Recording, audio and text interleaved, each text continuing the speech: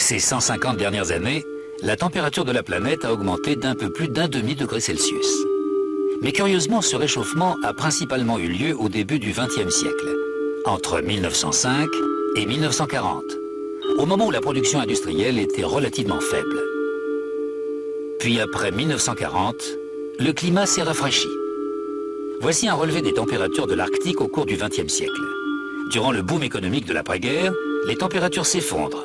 Et paradoxalement, elles cesseront de décroître seulement lors de la crise économique des années 1970.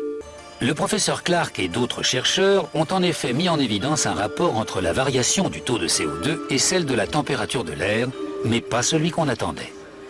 Voici l'enregistrement climatique présent dans la carotte de Vostok. En rouge, c'est l'évolution des températures d'une époque lointaine à une époque plus proche, dans un intervalle capital, puisqu'il commence juste après une ère de glaciation. On note que la température grimpe, mais aussi que le CO2 la suit, avec un temps de décalage, un retard de 800 ans. On peut donc dire que la température a 8 siècles d'avance sur le CO2.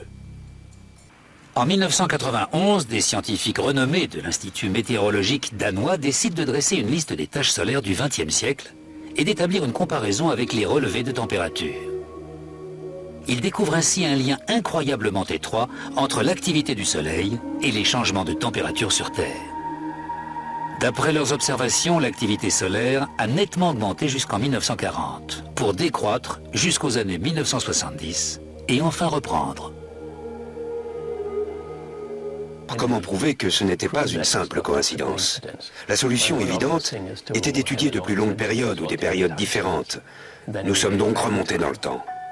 Le professeur Fritz Christensen et ses confrères se penchent donc sur 400 ans de passé astronomique afin d'établir un parallèle entre l'activité des taches solaires et les variations de température.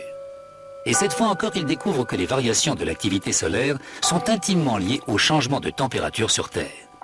C'est le Soleil, semble-t-il, et non le dioxyde de carbone ou quoi que ce soit d'autre, qui influencerait les changements de climat.